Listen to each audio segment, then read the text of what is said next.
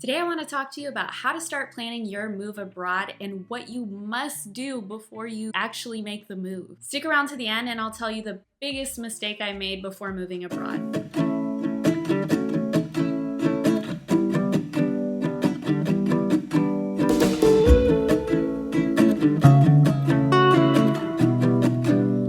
Hi, welcome back to my channel. My name is Julia. I'm an American and I've been living in Portugal since 2019.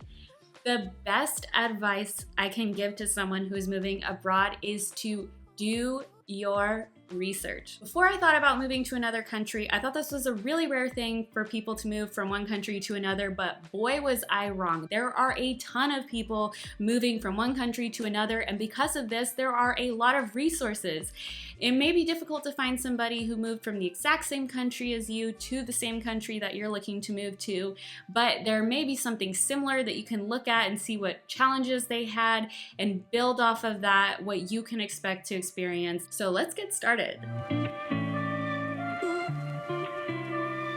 So obviously you're going to need to have a place to live and you're going to have some money to live off of. So you're definitely going to need to do some research on housing and how you're going to have income, whether it be working online or if you're finding a job in your new country. If you want a video on how to work online, definitely let me know in the comments below. That's how I got started making income while living abroad, so I can definitely share some pointers on that. But other things financial that you're going to need to consider. You're going to need to look at the approximate cost of living in your new country, because let's say you are working online and you're going to continue that job when you move to a new country. Is the cost of living higher or lower than in your current country, so that you know if you need to make additional income or you'll be fine and you'll maybe even have some excess. Another thing you need to know is, does it share the same currency as you have in your current country? And if not, how are you going to transfer money or withdraw money? If you're moving to a new country for a long term, you're probably going to want to establish a bank, so you're going to need to do some research on banks there and how to transfer your money from your current bank account to your new bank account. And speaking of banks, you're going to want to check with the bank in your home country to make sure they'll allow you to maintain your bank account if you move to a new country.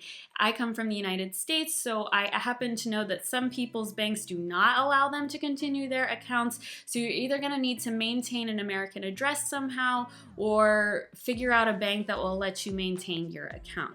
And another thing, if you're coming from the United States, is you're going to have to really look closely at any investment accounts or your retirement account that you have, because when you move abroad, it changes a lot what you're allowed to invest in and how you're able to contribute to those accounts. So if you want to set up an investment account or a retirement account, you definitely need to do that before you leave the United States.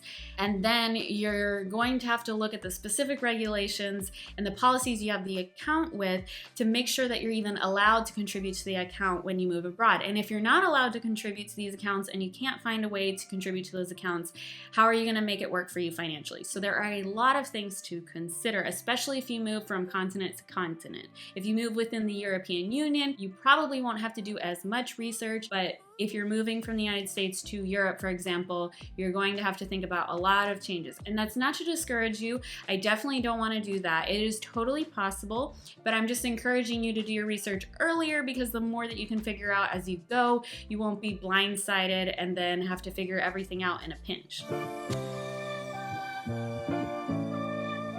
Start learning the language. If you're moving to a place that speaks the same language as you, then you're totally fine. But if you're moving to a country that does speak another language, even if they speak a lot of English, you're gonna wanna learn at least some of the language. It's gonna help you connect with the people there. It's gonna help you understand more of what's going around you and make you feel like less of an outsider. So I would highly recommend that. If you're moving to Portugal and you want some specific resources for how to learn European Portuguese, then check out my earlier video. The link is in the description below. In that video, I share 6 go-to resources for how to learn European Portuguese on a budget, so definitely check that out. And along with language, you should start doing some research on the culture of the country you're gonna move to. Now, obviously, if you read a book about the culture of like in my case, Portugal, it's not going to tell you everything you need to know, and it's not going to be the same as having an experience living there, but learning a little bit more about the culture than when you started will help you feel a little less confused when you're not exactly sure what's going on around you. And it can possibly help you avoid any embarrassing mistakes you might make, because not every country finds the same things funny, makes the same hand gestures, etc. So definitely look out for like the really high level what to do and what not to do in any resources that you look for. So some of the important things you want to know about the local culture are, when are their meal times? Because a lot of things may be planned around meal times. A lot of social things are planned around meal times. You might want to know what the local business or shopping hours are so that you don't show up to a store and it's closed, just to make your day-to-day trips more efficient and understand what's typical. Another thing is, what are the holidays? This is important for understanding when a business is open. Like many countries don't have a lot of businesses open in August because it's a high peak travel time. So these are things to consider. If you want to get something done quicker, you will need to know when the holidays are so you can avoid making requests to a government office during those times, because they will likely be closed. Another thing is tipping. Coming from the United States, we have a big tipping culture. You tip on a lot of different stuff, and whether or not you tip and how much you tip can make people feel slightly offended or feel appreciated. So definitely look in the new country that you're moving to. Is there a tipping culture? What's the typical amount somebody tips? So we're talking about things like taxi rides or haircuts or eating at a restaurant, any type of thing like this. And speaking of money, also want to know if it's typical for most places to accept only cash, or if credit cards are pretty much universally used at all establishments. So these are just some quick things you can look at for the culture in your new country, to just go ahead and understand those things if you don't already, and just prevent a little more confusion and inconvenience than you have, because moving to a new country will inevitably bring you inconveniences and confusion, even though it's a ton of fun, and it will be nice to get any of these small things out of the way so you don't have to worry about those. If you're on any medication, you definitely need to check if this is available in the country that you're moving to, and if not, what is the equivalent? And if you have any special conditions, you're gonna wanna make sure that you can get taken care of in the place where you're moving to. If you move, for example, to someplace really remote, but you need special care, it might be difficult to find a treatment center near you, so definitely look these things up. The next thing you need to decide is, what are you bringing with you? And I actually did a recent video on this, so if you want to go ahead and check that out, the link is in the description. But basically what you're going to want to do is decide what you want to keep and bring with you to your new country, and what you want to get rid of, whether it be donated or dispose of it. But just make sure you handle what you're going to do with all your stuff when you move. What's important when you move to a foreign country and making sure that you're going to feel comfortable and at home is trying to maintain as much of the things that you enjoy in your life now when you move to a new country. So you're going to want to think about your hobbies and what you like to do, and try to find a way to reincorporate that in your new country. So let's say you enjoy yoga. Are there yoga studios near you in the city that you're going to be moving to? And if not, is there some kind of online program that you can continue to do your hobby so that you stay connected with the things that you love? And speaking of staying connected, while you're moving to a new country, you're never going to be able to completely leave your old country behind. That is always going to be a part of you. You may have family and friends in your home country, and you're going to want to think about how you want to stay connected to those people. So if you're moving within the European Union, this may not be a big deal in terms of getting a hold of somebody on the phone from one country to the next. But if you're like me and you move from the United States to Europe, then you're going to need to think about what you're going to do with your phone number, because long distance calls can be expensive. If you're planning on staying in your new country for a long time, then I would recommend getting some phone service under a local provider. And if you want to keep your old number, then you can do something like port your telephone number to a service so that you can keep it. I actually use a service where I can still receive text messages and voicemails from my old number and follow up on those calls. And that way I could maintain my old number and not lose touch with people, but still get a new phone number and communicate easily inside of Portugal. But also you can use things like WhatsApp, Skype, Google Meet, and different apps like this to communicate for free or really cheap with your family and friends. But just don't forget about any changes in the time zone. So it can be difficult to coordinate times to talk, but I would highly recommend with your closest family members and friends, set a time where you regularly talk with them so that you don't lose track. And that way you can make sure to stay in touch and you already have it scheduled and it's a time that works for both time zones and everything's already sorted out.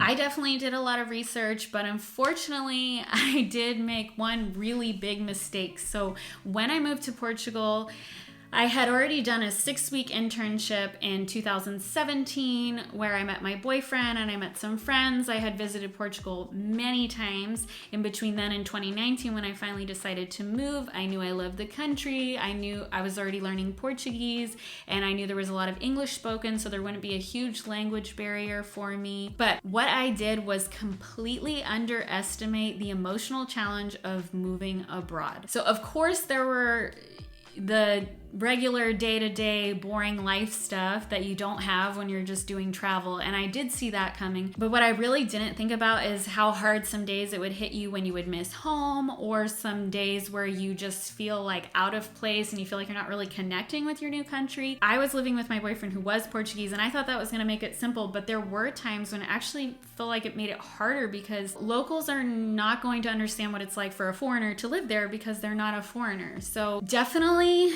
try to imagine what it's going to be like emotionally so that you can prepare yourself for those challenges that come. Moving to a foreign country is never going to be some simple thing, whether it be paperwork wise or emotional wise, but you should prepare yourself on all fronts. This is something I just really underestimated. So one of the things that can help you understand this emotional part of the move is I would recommend you check out this YouTube channel from Deborah. She's an intercultural psychologist. I'll put a link for her YouTube channel in the description below. She also has a Facebook group and I'll leave that in the description below as well. She has a lot of resources on how to emotionally prepare for a move, and I think this is something that is probably not unique to me, that underestimate it, and probably something that people don't want to really advertise, that they have an emotional challenge moving, but it is something that I'd be willing to bet is rather common and something that you should definitely try to address as early as possible and try to prepare yourself for. If you found this information helpful, please give this video a like. It lets YouTube know that you enjoy my content and helps promote this content for other people who might find it helpful, and that's the whole goal of this channel, is to help people who are moving abroad. If you haven't already, go ahead and subscribe to this channel and don't forget to hit the bell icon for notifications so that you can get notified when I post new videos. If you have any questions about what to do before moving abroad, please leave that in the comments below. Thanks for watching and see you next time.